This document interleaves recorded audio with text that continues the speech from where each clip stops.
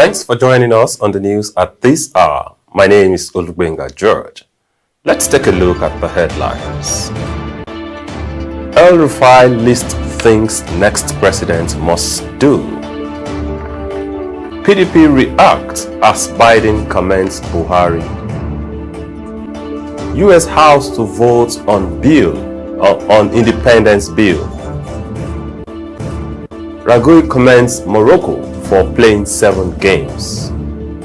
Asaka's London concert, 10 fans critically injured amid chaos. Now the news in detail. The governor of Kaduna State, Nasir El-Rufai, on Thursday listed essential things the next president of Nigeria should achieve when he takes over power in 2023. President Muhammadu Buhari-led government will end in May 2023 after spending 8 years in office. El-Rufai called on whoever takes over from Buhari to tackle the challenges of fuel subsidy and foreign exchange.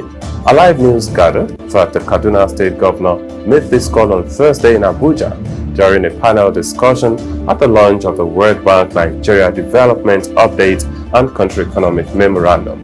El-Rufai, while speaking on the issue of fuel subsidy in the country, said the next president of Nigeria must be willing to do just one term if necessary, but reverse this trend. According to El-Rufai, state governments and the private sector have agreed that hard decisions must be taken. He reiterated that Nigeria's next president must be willing to take very difficult, immediate, and urgent decisions that will make the country go through maybe 3 to 5 years of pain and reverse the trajectory. He says the necessary consensus have been reached by all stakeholders, both in the public and private sectors, and the 2 big elephants to deal with are fuel subsidy and the exchange rate, and those at the receiving end of these are the private sector and the sub-nationals.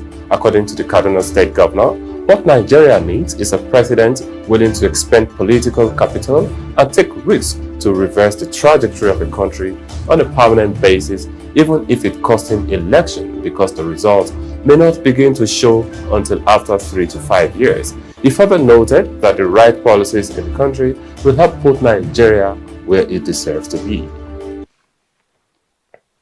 And now the People's Democratic Party presidential campaign organization has said the party was responsible for deepening democracy in Nigeria.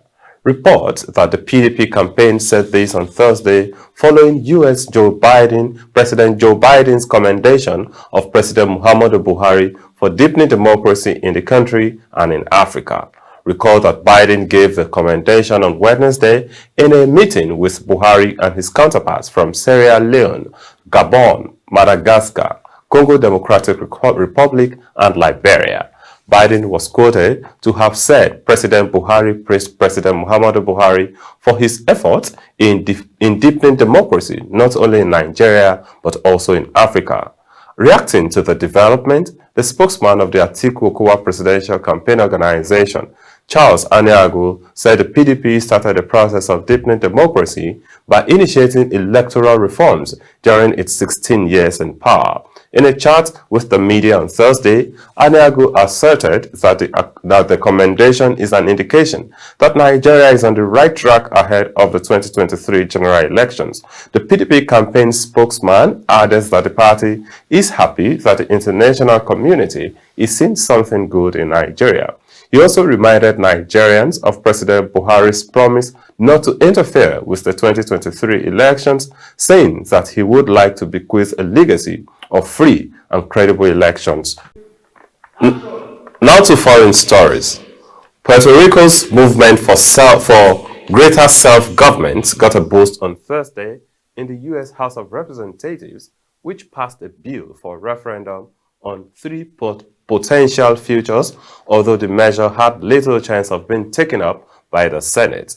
The Puerto Rico Status Act outlines terms for binding referendum on the 3 options: full independence, U.S. statehood, or sovereignty with formal U.S. association, similar to the Marshall Islands and Micronesia. Democratic Representative Raul Grijalva, the bill's original sponsor, said that whether the measure gets a vote in the Senate or not, it will still set an important historical precedent for Puerto Rico. The legislation tells the people in Puerto Rico, our fellow U.S. citizens, that this election is going to be above board and the consequences are going to be above board. Grijalva told the House Committee hearing on Wednesday night.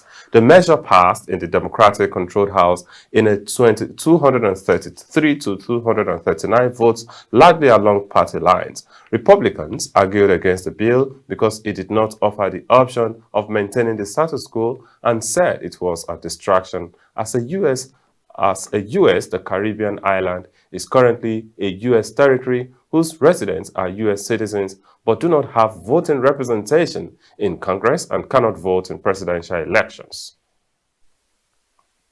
And now to sports.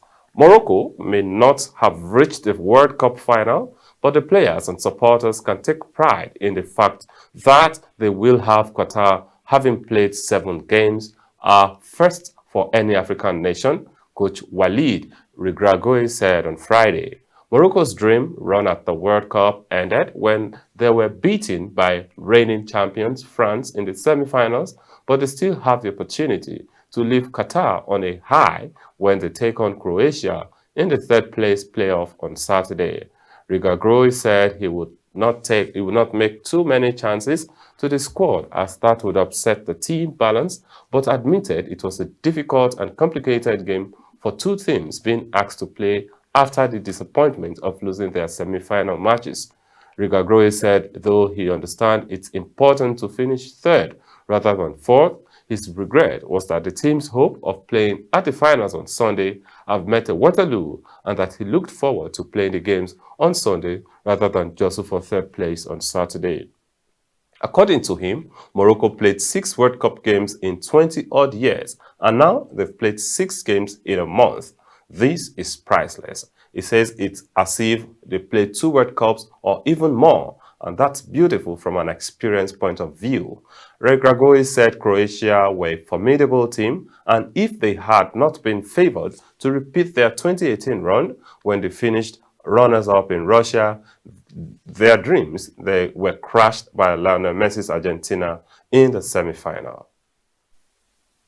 And now to entertainment.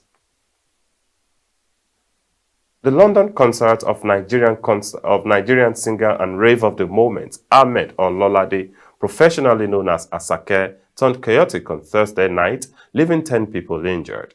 Trouble started when a large number of people without tickets tried to storm Asake's concert at the O2 Brixton Academy. According to Daily Mail, 4 fans left in critical condition were rushed to the hospital after suffering crushing injuries, while 6 people were treated at the scene. Doors to the venue were locked, shutting out many valid ticket holders as well as those trying to gain unauthorized entry, and it resulted in the show being cancelled. The show was cancelled with an announcement made on stage midway through the gig and was met with uproar. The organizer said the reason they had to stop the show is because they have breached the doors. He says, "We've got 3,000 people who have broken the doors outside, and because of security, the police have asked them to close the show." In an attempt to spread some calm, they told those who had purchased the tickets for the show that a refund would be available. However, angry fans took to social media to vent their frustration at the abrupt ending of the concert, with many sharing videos on their platforms.